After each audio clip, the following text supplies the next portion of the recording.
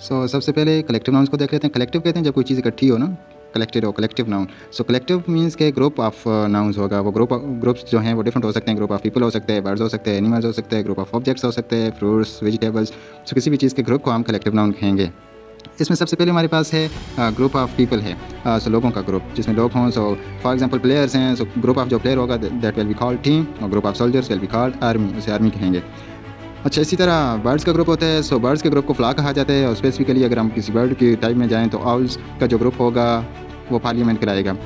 Owls का collective noun जो होगा वो पार्लियामेंट होगा। इसी तरह एनिमल्स के भी ग्रुप्स होते हैं। लाइक कैटल है। कैटल का जो कलेक्टिव नाउन होगा वो हर्ड कहलाएगा, हर्ड ऑफ कैटल्स। और इसी तरह लायंस का अगर ग्रुप है उसे हम प्राइड कहेंगे, प्राइड ऑफ लायंस। और pride is a collective noun. अच्छा, नेक्स्ट है हमारे पास ऑब्जेक्ट्स का जो ग्रुप होगा। ऑब्जेक्ट्स में फॉर एग्जांपल हमारे पास कीज़ हैं, चीज़ें हैं ना। कीज़ का जो ग्रुप होगा उसे हम बंच ऑफ कीज़ कहेंगे। इसी तरह ग्रेप्स के ग्रुप को भी बंच कहा जाता है, bunch of grapes and bunch of bananas. ये कलेक्टिव नाउन होगा। वर्ड जो बंच है हमारे पास, ये कलेक्टिव नाउन है। नेक्स्ट हमारे पास क्रेट ऑफ एप्पल्स। एप्पल्स का जो ग्रुप होगा, एप्पल्स के लिए जो कलेक्टिव नाउन हम यूज़ करेंगे उसे कहेंगे crate. This is about collective noun.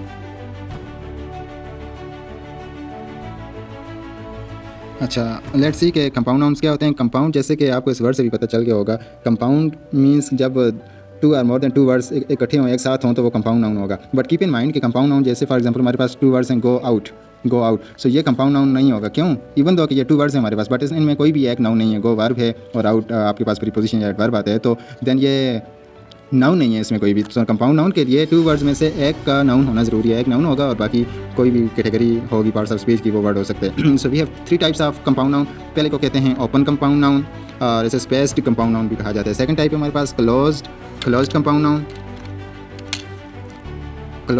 Noun और सॉलिड कंपाउंड नाउन। और थर्ड टाइप है हमारे पास हाइफनेटेड कंपाउंड नाउन। चलें देख लेते हैं। ओपन कंपाउंड नाउन जो होंगे वो वाले कंपाउंड नाउन्स होंगे जिनके दरमियान स्पेस्ड हो, इसलिए इसको स्पेस्ड कंपाउंड नाउन कहा जाता है। फॉर एग्जांपल हमारे पास वर्ड है बस स्टॉप। जब इकट्ठा वर्ड इसको पढ़ेंगे बस स्टॉप, इसे हम कंपाउंड नाउन कहेंगे और इसके दरमियान स्पेस होगी। School bag, as a single word अगर इसको हम देख रहे हैं कंपाउंड नाउन, स्कूल बैग के दरमियान स्पेस है, तो इसलिए ये स्पेस्ड और ओपन कंपाउंड नाउन होगा। इसी तरह पोस्ट ऑफिस, इस पोस्ट और ऑफिस के दरमियान में हमारे पास स्पेस है, तो ये ओपन कंपाउंड नाउन है। क्लोज कंपाउंड नाउन जो होते हैं वो सॉलिड और पैक्ड कंपाउंड नाउन होते हैं। इनके दरमियान हमारे पास कोई स्पेस नहीं होती। फॉर एग्जांपल ये वर्ड है टूथपेस्ट, ये कंपाउंड नाउन है और क्लोज कंपाउंड नाउन है जिसके दरमियान स्पेस नहीं है। बेडरूम, बेड इवन दो कि एक अलग वर्ड है और रूम अलग वर्ड है, बट जब इसको हम एज अ सिंगल वर्ड लेते हैं compound noun, we don't have space between two words, इसलिए ये सॉलिड कंपाउंड नाउन कहलाएंगे। और इसी तरह सनलाइट है। लास्ट एग्जाम जो हमारे पास टाइप है वो है हाइफनेटेड कंपाउंड नाउन की। हाइफनेटेड, हाइफन से वर्ड निकले। हाइफन आप इस डैश को कहते हैं हाइफन। जब वर्ड्स के दरमियान में हाइफन आ जाए तो वो हाइफनेटेड कंपाउंड नाउन होंगे। फॉर एग्जांपल हमारे पास वर्ड है ब्रदर इन लॉ, इनके दरमियान हाइफन है ना। जब हाइफन आएगा तो वो कंपाउंड नाउन्स होंगे और हाइफनेटेड कंपाउंड नाउन्स होंगे। अच्छा, इसमें माइंड में रख लें कि लाज वाले जितने भी नाउन्स हैं, brother in law, sister in law, father in law, ये मदर इन लॉ, ये इनके दरमियान में आप डैश डाल रहे हैं, इसलिए इनको हाइफन डाल रहे हैं, तो हाइफनेटेड कंपाउंड नाउन कहेंगे। अच्छा, ये उर्दू के अक्सर वर्ड्स जो होते हैं वो उनके दरमियान जब इंग्लिश में लिखा जाता है, उनको रोमन इंग्लिश में, तो उनके दरमियान डैश डाली जाती है। फॉर एग्जांपल हमारे पास वर्ड है ईद उल अज़हा या ईद उल फितर, कायद आज़म। इस तरह के वर्ड जो हैं, रमज़ानुल मुबारक, उनके दरमियान हाइफन डाला जाता है जब हम उसे इंग्लिश में लिखते हैं।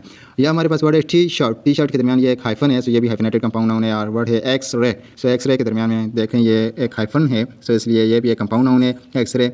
That's all from today. Have a nice day. Thank you so much. Allah Hafiz.